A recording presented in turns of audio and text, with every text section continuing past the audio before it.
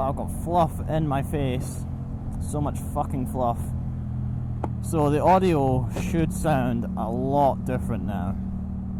Mainly because I've moved my mic to the front of my mouth and I've added a big fuck off dead cat to it. I'm in such a good mood today. It is unbelievable. I just want to fanny around all day. So yeah, I crafted a dead cat, finally got around to doing it. And it is itchy as fuck, it's just tickling my face and I hate it already. But hopefully this should improve the audio a lot. We'll see once we get to the fast roads. But yeah, today I want to talk about 300s, 300cc motorcycles, and why they're stupid, why you shouldn't get one. This is coming from a previous owner of a 300. Because I used to have, as you know, when I first started my channel, I had a CBR 300R. The pirate's bike. And before that I had the 250R. So collectively I've been riding 250 to 300s for about a year. So that makes me a knowledgeable twat. Bus wanker.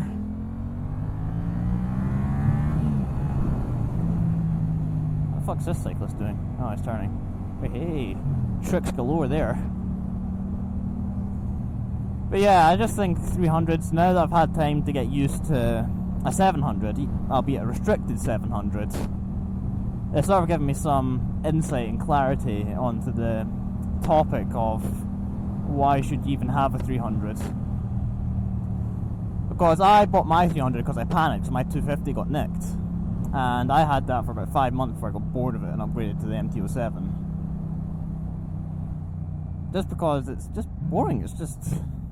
This doesn't feel much different from a 300. It's just got more power to it.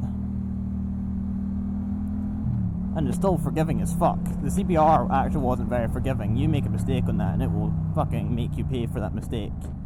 Ooh, doggo. Oh, look at that dog. Doggy. I'm the one that exhaust fuckface. Aha. So yeah, I think the 300s are probably the stupid bike. Like 250s are alright. If you're not, like, I bought my 250 because I wasn't, once I'd done my A2, I could have hopped right on this after my A2. I probably should have, I'm honest with you. But then I thought I wasn't ready for a big bike, even though I passed my test first time on the big bike. But I didn't feel like I was ready for it. So I got my 250. And I liked my 250, it was good fun. It taught you to go fast slowly. But the 300, which was basically the newer version of the 250, there's just no point to it because your insurance is still pretty high on it. Because my 300 is classed as a super sport for some stupid ass reason. The road tax bracket is just a little bit lower than this, but road tax for a motorbike is literally pennies. I paid 70 something pound, I think, for this, and I paid probably about 50 or so for the 300. The weight of it, I'm a very, very weak human being. That's why I go for light bikes. This is about the same weight as my 300. It feels exactly the same weight wise. I can maneuver it around. It's just about the same, really. So why do people get 300s? They might be cheaper. Mine wasn't. I got this for about £1,000 more than my 300, and that was me getting ripped off quite badly. But it wasn't cheaper for me because I got bored of it and traded it in. I lost a fair bit of money on that 300 because of the fact that its value was nothing when I traded it in. I lost about $1,500 on that bike. So yeah, the 300s at the end of the day wasn't actually cheaper. If I'd kept the 300, if I hadn't gotten bored of it and went fuck this, getting an MT, it would have been, admittedly. But it was just so boring a bike. Like, you take on a bypass and yeah, you can push 100 out of that thing on a bypass because of the wind protection. It doesn't feel like you're going 100. But the fuel, if you went above 70, which is UK bypass speed, if you're going 70, you're in the top end of the revs, in the top gear. So it's not good for that. Whereas on this, I can go bypass speeds in 3rd gear if I want to. And that's it restricted. So I can legally ride this. That's how I can ride this, because it's restricted down because of the UK laws. So it's not fuel efficient. That thing, this is way more fuel efficient. Especially for my type of riding. The brakes in it were pretty naff. The brakes in this are better. I just don't see the point in 300s anymore. If you're gonna get a bike, either go for your 250 for a year, maybe. Probably get bored of it after 6 months like me. Or go for a 500. Like, even the CBR 500 would have been a better choice for me.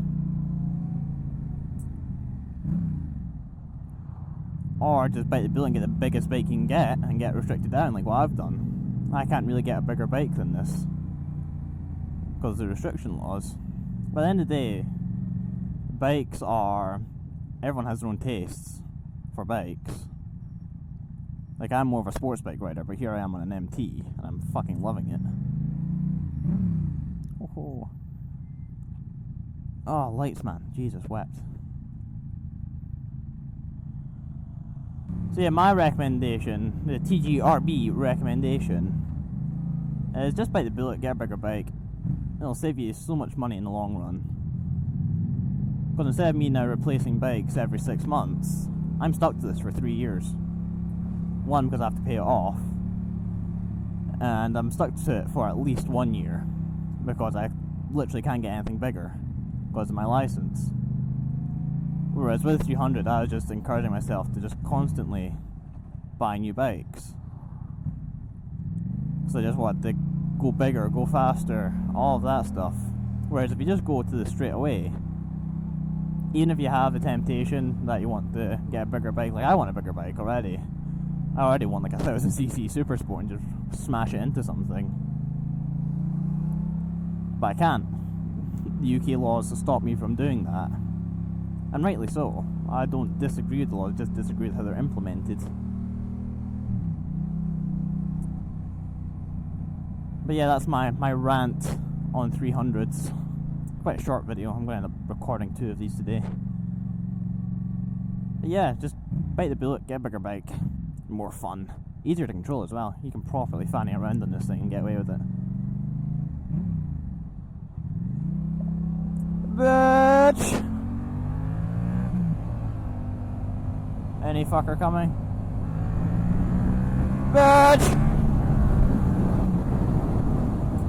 You can't do that on a 300. Not as nippy. But yeah, that's going to do it for this one. Thank you so much for watching. Have a great day. Take care.